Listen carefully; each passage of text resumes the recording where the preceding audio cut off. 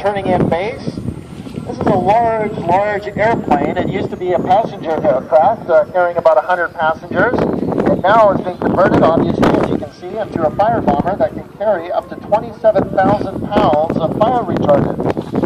Each engine produces about 4,000 horsepower for a total of 16,000. You just do your math. 4 engines times... it's a lot. 27,000. That's right.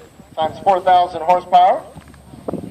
The Bird Dog, by the way, cruises at 260 knots or 482 kilometers per hour.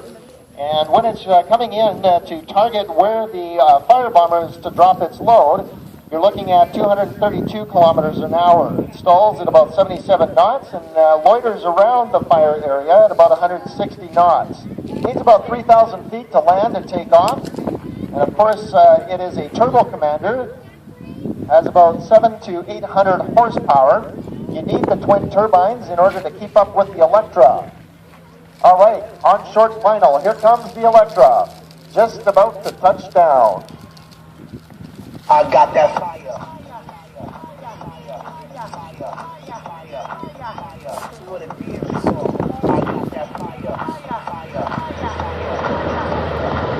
And the pilots